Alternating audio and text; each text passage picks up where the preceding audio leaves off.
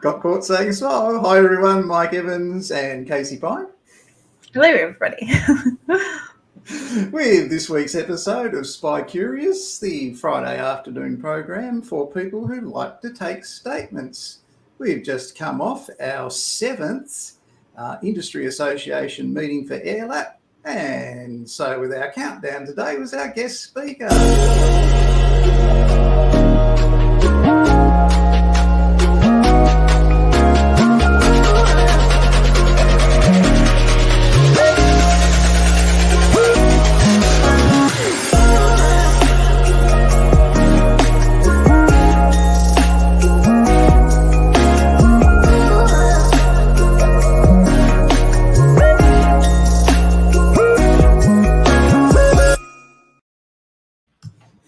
Hi Renee, how are you going? Hope you're well. Good to see you again. Yes, Executive Vice President. Oh, Casey, you've had a very busy weekend last weekend. What happened? I sure have. Well, I did the Trace Labs missing persons. We didn't get enough students to create a whole team, but we had some students compete, which was fantastic to see. And I was a judge for the very first time, which was absolutely amazing. Hello, Chris. And this is what we managed to do. Hi, Jamie.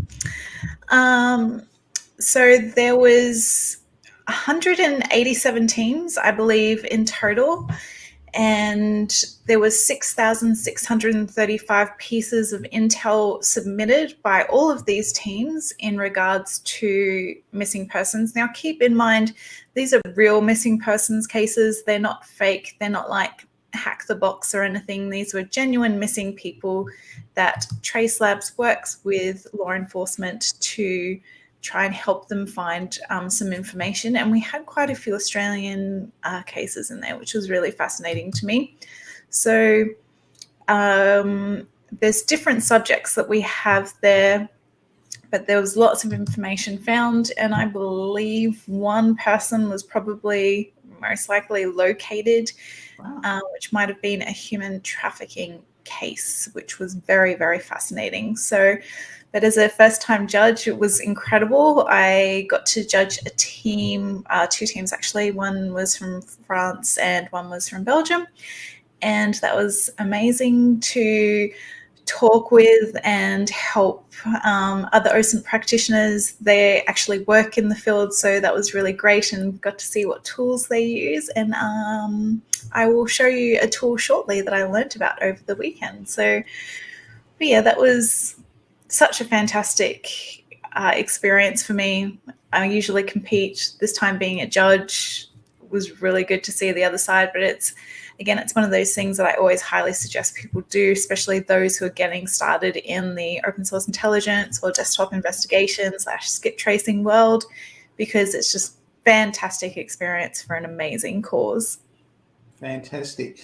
Okay, so you had a human trafficking case. All right. So what's the big deal? And what's the relevance of human trafficking to private investigators? Well, it's very, very important, because it's part of the crime mix that goes with staged motor vehicle accident, insurance fraud, the whole gambit. And if you've got sexual servitude happening and you're a crook, you can sell a woman 1,000 times. You can only sell a drug once. So the risk factor that Casey spoke about 3 episodes ago was the cost-benefit analysis. The risk factor for a outlaw motorcycle gang or a mafia or a triad or whatever of sexual servitude is a much better return with less risk, and it happens and it's linked to staged motor vehicle accidents, staged stolen motor vehicles, insurance fraud. They're all together. And I'll give you a guarantee that if you bust a staged motor vehicle accident ring or something like that, there'll be drugs and a whole lot of other things involved, and you're going to become a witness in the criminal case. So always be aware. Okay, you might think human trafficking happens over in Asia somewhere or in South America, and it does. Happens in downtown Footscray. I'll tell you what, I bet it happens in Launceston and Hobart. It does. So it's linked to what we do. So it's very important, people, that you understand that it could be running in the background. They have, fake designer label handbag shops, and they have sexual servitude happening because of human trafficking. So you're going in to interview people about their fraudulent workers' compensation claim, you're walking straight into that sort of thing. So it's really important for you to understand that. And it's really important for us to get some engagement from people watching today. So please, people, is there an origin country that's most known than anywhere else? Okay, good question. A lot of Asia. There was a lot of in China. I think that sort of stopped of recent times, but mostly through Asia. And they'll be boarding through various methods. And when they bust them, they bust the brothels, that sort of thing. No one speaks English. They don't know what's going on. For you, just while we're on the subject, if you're dealing with this as a local government compliance officer, sexual servitude and brothels and that sort of thing, and people that can't speak English or claim they can't speak English, how do you go about that in New South Wales, where brothels are legal, but nobody wants them in their community, their local area, and you're in the local area government where the community wants it kicked out? How do you shut it down? Well, what you do is you run smarter, not harder. You're the compliance officer. So the brothels there operating on Friday, Saturday night, and they're earning something like $45,000 each Friday, Saturday night. What you do as the compliance officer is you go in, you tell them who you are, you show them your ID, you take the fire brigade with you. Now, the fire brigade look around and go, oh, well, hang on, we can't have that fire escape door blocked, and we can't have all that rubbish over there and this this flammable stuff outside here in the alleyway. We're shutting you down, mate. So you've got 3 days of being shut down, Friday, Saturday, Sunday, and you're non-compliant. And when you do that often enough, they get the message and they move into the next local government area where they don't have a compliance officer. So they're forced out. So that's how you deal with that human trafficking, sexual servitude problem that you've got. Got a comment? No, got all the comments? All done? Okay, great. So I need some engagement, people. Okay. Just to liven things up, make some fun for the day. Which Bond girl spy action person on this scale are you? Please, in the chat, would you put, which one are you? Choose you. Number 4? Are you number 7? That's on a Blackman, number 7 out of Goldfinger, I think. Are you number 12? Come on, people in the chat, give us a number. Let us know that you're alive. And just which Bond girl are you feeling like today on this spy girl action scale? I haven't got any takers. Oh dear, oh dear. We're going to have to work on this. All right, I'll change tack. Jamie's 8. Jamie, you're number 8. Good on you, Jamie. Good on you, mate. I reckon you are too. That's Octopus. Renee is number 6. Diamonds Off Road. I like it. Good work, Renee. Number 4 from Russia with Love. I'm with George. I think I would pick 4. I'd go number 11, I think. That would be me. Jennifer, number 8 as well. Another number 8. That's great. Now, it's really important that you use that scale because, that's a good one. That's a really exciting one. There is a, this one. This is a shag scale. Which shaggy one are you feeling like today? But we won't go into that because this is a family program. So number 4 Friday.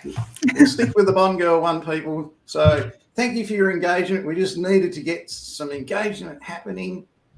Get us up the Facebook page. Appreciate that.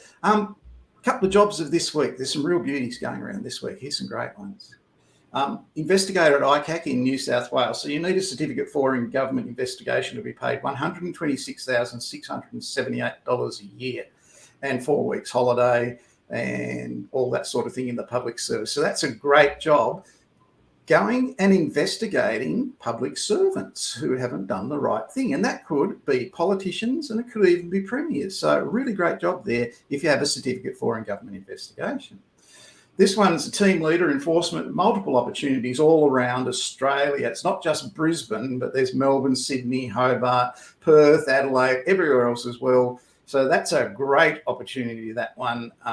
You can see all these jobs, every single one of them, on our Facebook job vacancies page. Okay, so go there and have a look at it. It shows you all those jobs. I put new ones up every week. I can't keep up with all. There's too many. We put up about 30% to save endless repeat after repeat after repeat and getting boring. So, but go there, just Google in Facebook, Australian Private Government Corporate Investigation Employment Opportunities, and you'll be able to see that there. The Insurance Commission of WA have got a vacancy in Perth for an investigator. So you're checking on behalf of the Western Australian government the compliance of insurers over there, making sure that they're doing what they say in their product disclosure statements for people that buy insurance. So that's a really interesting job. You'll need a certificate for in government investigation at least. The collection service, this one's with a Credit Corp group in Sydney. You'll need a Certificate 3 in Mercantile Agents for this. They'll put you through it if you haven't got one. So they will give you internal training. There's a really high demand for people with mercantile agent qualifications at the moment. And we've got a lot of people studying that here at the Australian Security Academy. Certificate 3 in Certificate 3 in Financial Services Mercantile Agent. And we also have a vacancy for a general insurance claims assessor in Geelong. Now, there are lots of loss adjuster vacancies at the moment, and it's all general insurance. General insurance is your home and contents insurance, and in your motor vehicle accident insurance, so home arson, home burglary, floods, fires, anything that affects, your household insurance that you have. That's really your general insurance. Now, here they want a loss adjuster, but you don't have to be a loss adjuster to go and do it. You can study to be a loss adjuster as it goes. So keep that in mind. It's very important. Okay, and Casey, your next part. Sorry, part 2 with Casey. That's okay. So haven't done this in a while. Actually, did I do it last week? Well, the weeks are melding into one at the moment. I have if I can find it, here we go. A tool that I learnt about on the weekend that my French team that I judged used, which I found really, really interesting. So it is called EPIOS. So this is a email validation tool, which I know that I've spoken about some before, but this is, again, another tool. And even though it's just another email validation tool, all the tools do different things, and some give you more information than others. And because we are in this world of open source intelligence, tools come and go. So the more you kind of know about, even if they are duplicate tools, the better, because the one that you rely on today might not be here tomorrow. So EPIOS is a fantastic tool. You put in an email address that you have for the person that you are looking for or trying to find information on, and it will bring up some information for you. So again, as usual, I am doxing myself online. So I've put in just an email address, my Gmail that I've had for many, many years. And as you can see, it's brought up my Google profile picture. Gosh, look how young I am there. And it says that my last update, so I've obviously maybe accepted some terms and conditions or something like that. So on the 17th of March this year. So it shows that I've definitely been active. And if you look underneath, it brings up another tool. I don't know how to pronounce that whole but it says what data breaches I have been part of, and also what accounts that have been found that I've signed up to with this email address. So you can see Adobe, Amazon, Discord. I can't read that, it's too small. Eventbrite, Freelancer, Gravatar, I am Samsung, Spotify, and the last ones I can't see either. But they're all accounts that I have definitely used to sign up to these different services with that email address. So I've had this Gmail address since I was in high school. So it's a fantastic resource for those kind of email addresses that people have had for a long time. There's a presence online, and it pulls in the API data to show you different points that you can look at. And it also says that obviously it's a valid email, which is what we really want in the first place. Is it valid? Is it real? Is it working? So, and then it's given me all these other pivot points that I can go and have a look. I can go and look up the Spotify account now. I can have a look and see if there've been any data breaches in have I been pwned.com. I can see that I have a Discord account. So I'm definitely on Discord, which is a chat app, basically. And just heaps of different pivot points that you can look at and go and look for these accounts to either confirm a date of birth or find a profile picture or anything like that. So it's a fantastic tool. Again, it is EPIOS, so EPIEOS.com. And that's the tool. Fantastic. Thanks, Case. That's a good one. So that came out over the weekend in the contest? Yep. Yeah, so the one of the contestants would send me screenshots of the information that they'd found, because as part of, as you know, with any report, you have to screenshot and share and prove what you've seen. I just saw that it was an EPIOS tool, and I was like, I think I'm going to use that. So brilliant tool. Good on you. That's great. Back to some jobs, people. These ones coming up are private investigator jobs. So to do these, you're going to have to be a licensed private investigator. So Massel Group down in Melbourne, they're looking for a circumstance investigator. That means you're going to go out and take statements from people in relation to their physical or psychological injury and the witnesses as well. ProCare are after a circumstance investigator down in Melbourne. And SureFact want investigators in New South Wales and Victoria to undertake circumstance investigations. G. Hughes in Brisbane are still looking for a factual investigator in relation to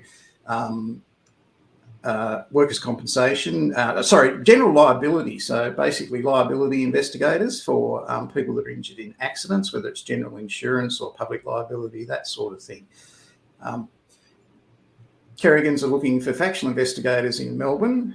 They're also looking for factual investigators on the Sunshine Coast, and they're looking for factual investigators and surveillance investigators in central Queensland as well. Basically, Brisbane and central Queensland. Just trying to find them all. Matter of fact, are looking for 2 investigators, circumstance investigators down in Victoria. Again, you're going to be going out and taking statements from people in relation to work-safe injuries. So that's important. And ProCare are looking for factual investigators down in Tasmania.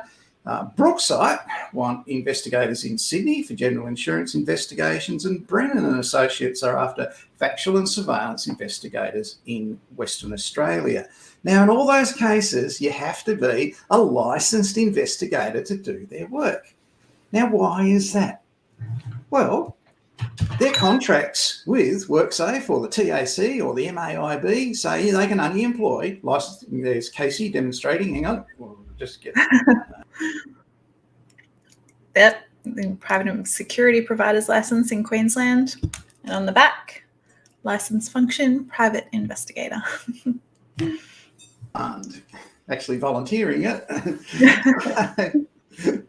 So, which brings up the point. As a licensed private investigator for 32 years, I have never once, ever, in the thousands of people I've gone to interview or speak to in relation to an investigation I've done, been asked to show my private investigator's license. Now, that's a bit weird, but every one of them has been contacted by the insurance company before I've even made an appointment with them to say that an investigator will be in contact with them to speak to them about their claim. So when I ring them up, I've got their contact details, I know their name, I know about the matter, what it is and the date, and they just assume that I'm a licensed private investigator, and they have never once asked me to see my license. That's really, really weird. And the most important thing you can do to get work is gain the license, which you have to do. Licensing issues arise from you being based in Queensland and you're asked to do a job in the Northern Territory. You're going to have to consider possibly getting a Northern Territory license, or if they have a visiting rights. In Victoria, you can get a temporary license for 2 weeks to go down there and do a job with approval from the Victorian Licensing Authority.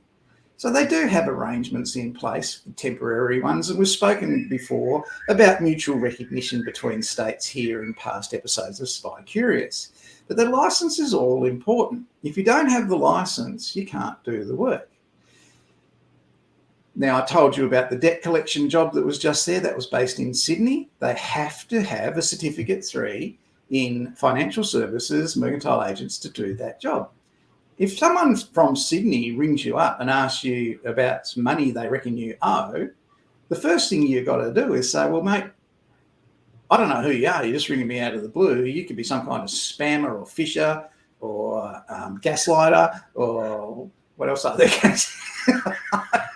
Just a crook, right? Where's your license? So if someone contacts you and says, I'm a debt collector, you want to know about their license. If they contact you from Melbourne and you live in New South Wales, tell them to get stuffed, because they don't have to have a license down there. But in New South Wales, where you live, they do.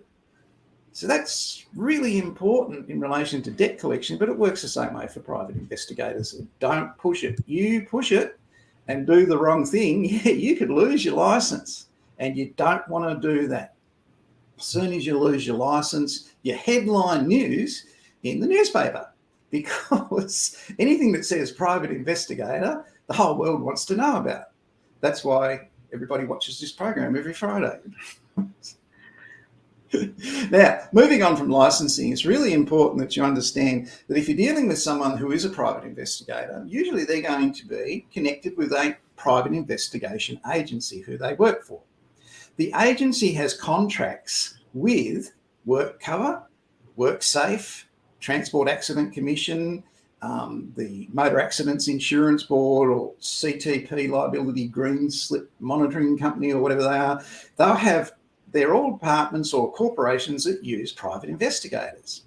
Now, those organisations that employ you as a licensed private investigator, they have to have a private investigator master licence in New South Wales or a business licence in Victoria. So today I want to look at the business licence situation in Victoria. It's an important thing that you understand that your employer must have that to be able to employ you and pay you.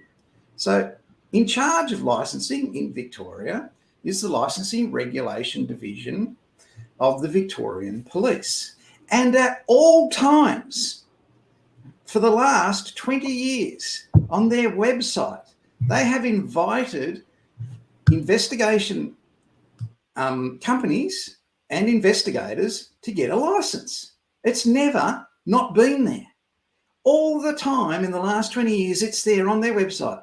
Please go here. These are our rules and regulations. Please apply for a license. And this is the way you do it. It's there on their website. You can click around it and you can see the training requirements and you can see what qualifications the people you're going to employ have to have. The information is given to the general public, and it's the same by CAPI in New South Wales, and it's the same in Adelaide through the regulator down there, and Western Australia as well. It's exactly the same in all of them. So if you go and you don't get that state's license and you go out purporting to be a private investigator, there are heavy penalties for it. And they don't like it in the regulation authority you doing that, when at all times they've invited you to do it. So I have a Victorian business firm's license, and this is my renewal form. I've got to renew that every 3 years. Okay, so I've got to fill out this form and send it into the Licensing Regulation Division, and they ask me some questions. Am I ill? Am I on medications? Am I suffering any psychological injuries? Whatever. And I've got to fill all that out in the form so they can look at it and go, oh, he's an appropriate person to have that business firm's license. Now, why do I need it? Well, I'm a licensed private investigator in Victoria. I have a training business which teaches investigators to be licensed investigators in Victoria, because they say on their website that's what I've got to do. So I have to have that business license. Now, I don't employ any investigators, but because I do training and they require it for one of the qualifications, it's not listed there, but they're all listed generally if I scrolled up and down on the page, that's how I'm compliant. Why do they need me to fill in the business firm's license? Well, I'm the employer. I employ instructors down there who are licensed investigators, and I pay them. So they want to know in Victoria who this business license firm is for investigators. It's Michael Evans of the Australian Security Academy. Because if Michael Evans goes nuts and goes running around naked up and down the mall of Melbourne, touch wood, he'll never do that, and scares a whole lot of ladies pushing prams with little children in it, right? They want to know that he's the person they've got to go out and arrest and throw away the key and lock him up because he's got a psychological condition and he shouldn't be having a business firm. That's what they want to know. They want to know who they're dealing with. Now, you're seeing the same problem on a much larger scaled up scale in Russia currently. They're chasing assets to try and confiscate them or stop access to them or stop the sale of them of various Russian oligarchs. Thanks, George. You'll never see it, mate. I promise you'll never see it. It's not happening. So they're chasing Russian oligarchs who have companies in tax havens, and nobody knows who owns what.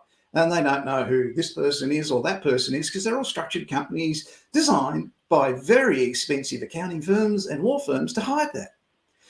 Now, they don't want that to happen on a minor scale down in Victoria, but it has happened in the past. And from past experience, they make everybody who's going to employ investigators comply by filling in the form, signing the declaration, and being compliant. So if one of my instructors does something wrong, throws a blackboard duster at a student who's not paying attention, gives them a black eye. Didn't that happen? It's probably me.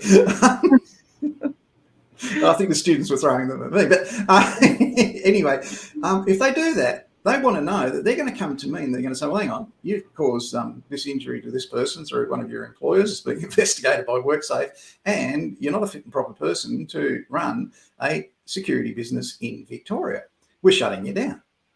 That's what they will do. So if you do anything fraudulent, you don't comply with the requirements, which are been there for 20 years and invited you every second of every day to comply, and you ignore that, and you're bigger and better than that, like a Russian oligarch, and they can't, and you try and rub it in there, they're not going to have it. All the other RTOs comply, or all the other security firms and investigation agencies comply. So CHS complies, SureFact comply, Matter of Fact comply, Brookside comply, Verifact comply. They all comply by having that business firm's license. Now, as you can see, it's not the Encyclopedia Britannica. There's only 2 pages that actually have to be actually filled out.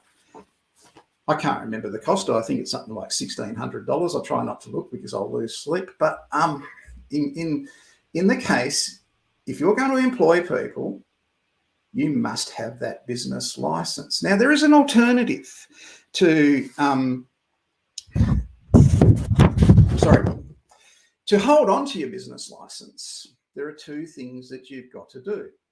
One of them is join an industry association that's approved by the LRD, and Casey and I are getting AirLap approved by the LRD. That's one of our programs that we're doing. So you can join AirLap and you can maintain your security licensing business by joining AirLap. So that's okay, as long as you're a member and you attend the meetings. You can't just join and not go to the meetings, right?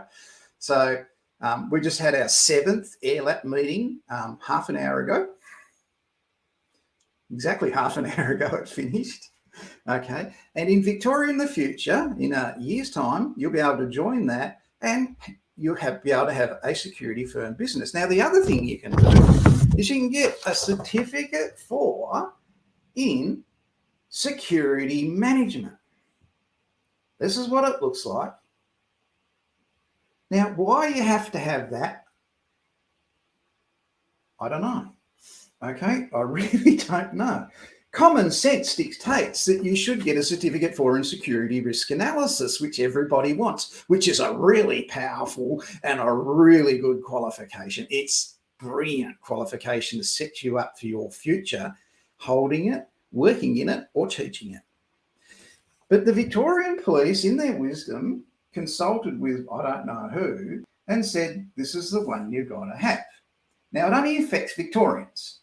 Nowhere else do they ask for that. But to maintain your business licence, join an industry association in Victoria, and AirLap will be one soon because it's not a really hard process to get it approved, or get your certificate in security management in Victoria. Then you don't have to go to any meetings and listen to my bad jokes.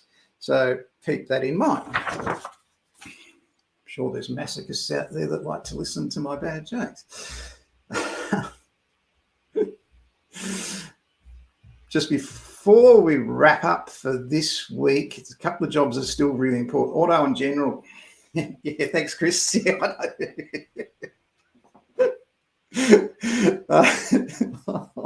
lost it. That's it. I quit. Casey's in charge from now on. She's going to be doing this by herself every Friday. Auto and general up in Brisbane are looking for a senior fraud investigator for the Sunshine Coast, one of the biggest insurers in Australia, and they want you to have a Certificate 3 in investigative services to do this job. They're not saying you have to have a license. They're saying that if you've got that qualification, they will value it. I was telling the people at the AirLap meeting today in relation to being a member of an industry association and having your Certificate 3 in investigative services. By being in an industry association, you get continuous professional development points opportunities.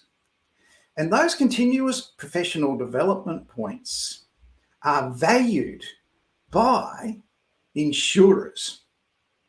They really value it. One, you've got a qualification, Certificate 3 in investigative services, but 4 times a year, or in the case of AirLap, 12 times a year, you undertake CPD, and you can prove it with a written document with a certificate number that's unique to you.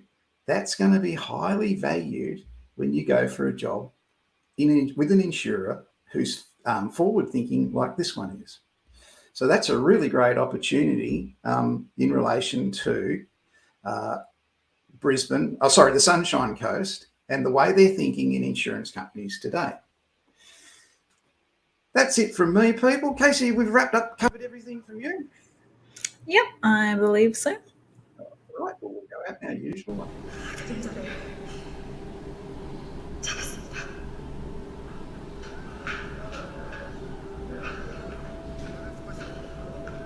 작전 종료. 전원 복귀할 것.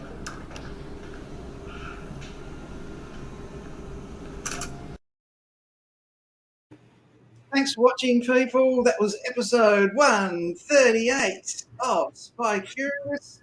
We'll look forward to seeing you again next week. I guarantee we'll have Good Friday off, but we'll see you next week. Thanks for your participation. Thanks for picking out. Oh. It's not going to show. There it is. Thanks for participating in that, people. Really appreciate it. Casey and I'll see you again next week. Bye, everybody. Thank you.